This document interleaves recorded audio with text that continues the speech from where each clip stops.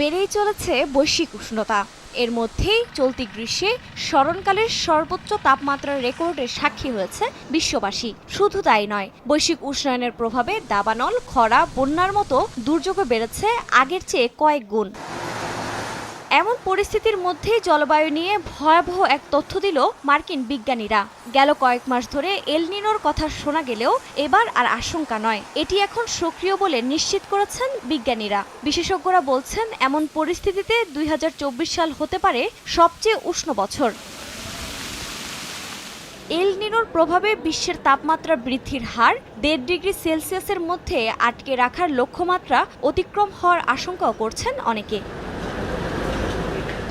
এদিকে এল নিনো বৈশ্বিক আবহাওয়ায় ব্যাপকভাবে প্রভাব ফেলবে। এর প্রভাবে বিশ্বজুড়ে বাড়বে খরা, বন্যা, দাবানল। এর মধ্যে অস্ট্রেলিয়ায় দেখা দিতে পারে খরা, অন্যদিকে যুক্তরাষ্ট্রের দক্ষিণাঞ্চলে ভারী বর্ষণ ও বন্যা দেখা গেলেও ভারতে কমবে বৃষ্টিপাত। তবে আগামী বসন্ত পর্যন্ত এই এল নিনোর প্রভাব থাকবে।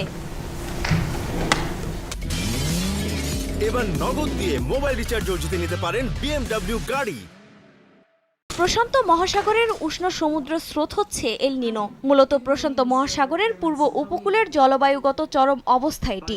সাধারণত 2 থেকে 7 বছর পর পর সক্রিয় হয়ে থাকে এল নিনো। যে বছর এটি সক্রিয় হয় তার পরের বছর তীব্র গরম অনুভূত হয়। এর আগে সবশেষ 2015 সালে এল নিনোর প্রভাবে এর পরের বছর সর্বোচ্চ তাপমাত্রার রেকর্ডের সাক্ষী হয়েছে বিশ্ববাসী। বিজ্ঞানীদের মতে, এল নিনোর শুরুর আগে অন্তত 1 মাস সমুদ্রের তাপমাত্রা স্বাভাবিকের চেয়ে 0.5 ডিগ্রি সেলসিয়াস গরম থাকে, যার প্রভাব পড়ে বায়ুমণ্ডলেও। এরই ধারাবাহিকতায় গেল মে মাসে এল নিনো সক্রিয় হওয়ার প্রায় সব লক্ষণই স্পষ্ট হয় বলে দাবি জলবায়ু বিশেষজ্ঞদের। আফরিন মৌ, সময় সংবাদ।